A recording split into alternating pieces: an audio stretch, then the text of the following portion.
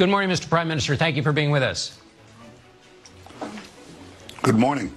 I want to start with yesterday was the worst clash in this 7-day conflict. The last one of a similar sort in 2014 lasted 6 weeks. How much longer are these hostilities going to continue? Well, we hope that it doesn't continue very long, but we were attacked by Hamas on our National Day, Jerusalem Day, attacks, unprovoked attacks on Jerusalem, and then thousands of rockets and missiles on our cities. And I think any country has to defend itself. It has a natural right of self-defense.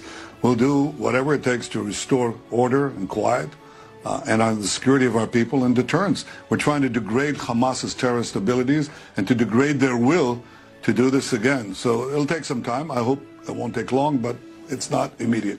2,900 rockets fired on Hamas, according to fired from Hamas, according to one report. But there's also a report that Egypt offered a truce. Hamas said yes. You said no. Why? Well, that's not what I know. And frankly, if Hamas thought that they could just fire on our rockets and then sit back and enjoy immunity, that's false. We are targeting a terrorist organization that is targeting our civilians and hiding behind their civilians, using them as human shields. We're doing everything we can to hit the terrorists themselves, their rockets, their rocket caches, and their arms, but we're not going to just let them get away with it. Neither would you. I mean, you just imagine what would have happened if you had 2,900 rockets fired on Washington and New York and others. I think you would understand our position. I think you do, actually. The precision of that targeting has been up for question. There's been a lot of focus on the bombing on Saturday in Gaza of a building that housed the Associated Press and Al Jazeera. The Committee to Protect Journalists demanded detailed and documented justification. This morning, there's a Jerusalem Post story that says the Americans were shown a smoking gun, that proof that Hamas was in that building. What is that proof? And did you show it to the Americans? Well, we share with our American friends all that intelligence. And here's the intelligence we had. It's about Palestinian terrorist, an intelligence office for the Palestinian terrorist organization housed in that building that plots and organizes the terror attacks against Israeli civilians. So it's a perfectly legitimate target. And I can tell you that we took every precaution to make sure that there were no civilian injuries. In fact, no deaths, no injuries whatsoever. Well, I can't say injuries. I don't know if somebody received a fragment of a stone. I don't know that. But no people were killed. Now imagine, ask yourself, how is that possible?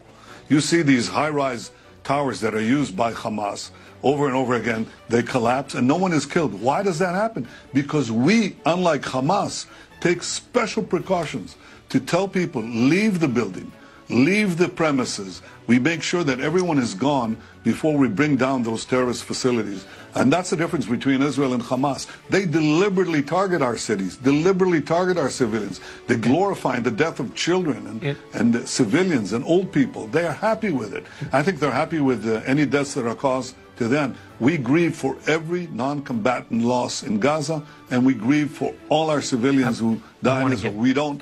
We're not happy with it, and we try to minimize it. I want to get to minimizing those casualties, but you spoke with President Biden yesterday. It's inconceivable you would have talked to him and not shared proof of Hamas in those buildings that house the journalists. Did you share that with him?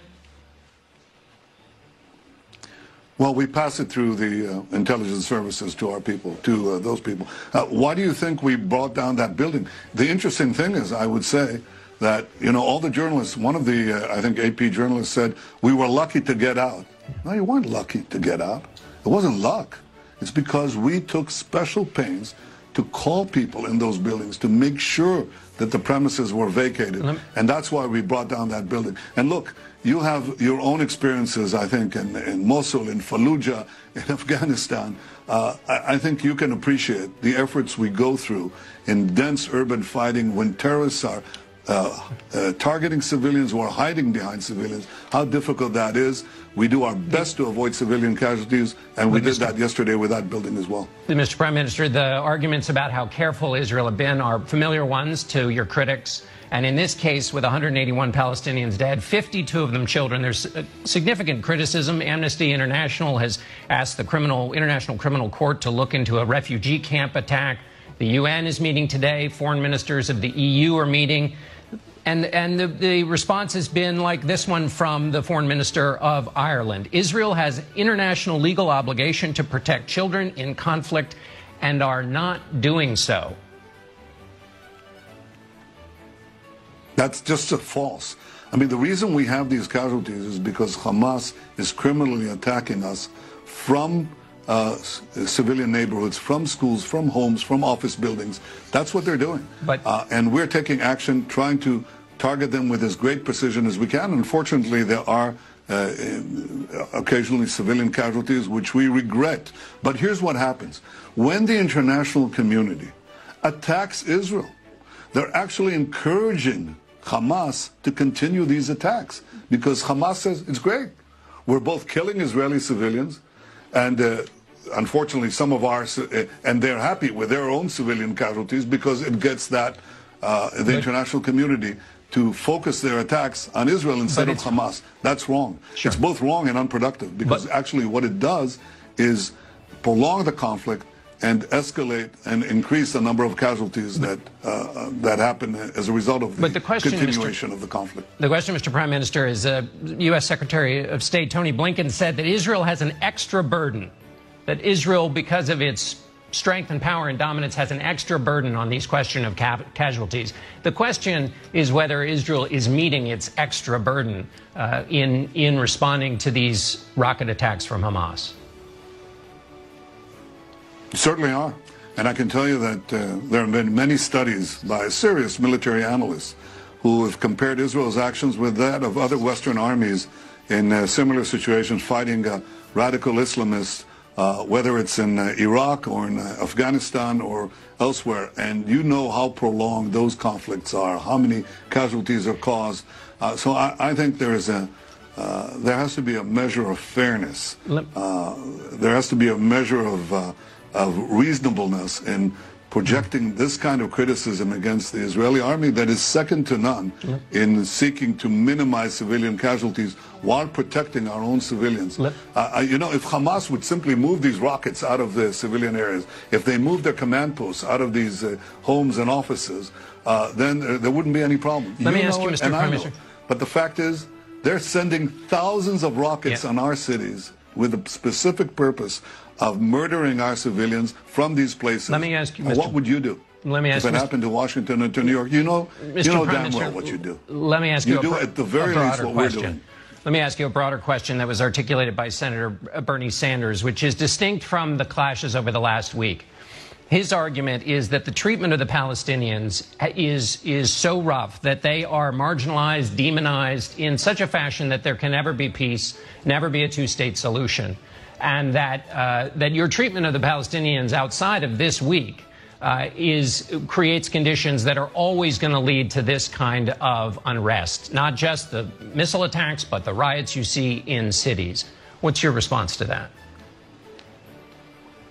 Well, let's divide it into two. First of all, the Hamas is not attacking us because they're trying to increase the welfare of Palestinians. In fact, they're taking huge sums to build the terror tunnels, which we've been able to neutralize, to have rockets, missiles, and other armaments. They're not building up Gaza. They're doing everything in their power to turn it into a fortified terror camp in order to destroy Israel. And they openly say their goal is to destroy Israel. They're not interested in any kind of coexistence, any kind of the kind of peace, the 4 peace treaties that I've made with Arab countries that are changing the Middle East. They're trying everything in their power to avoid the path of peace and reconciliation. So I think any objective observer understands that Hamas is out to destroy the state of Israel, and they're not a partner. As far as the citizens of Israel or Arabs, I've done more than any other prime minister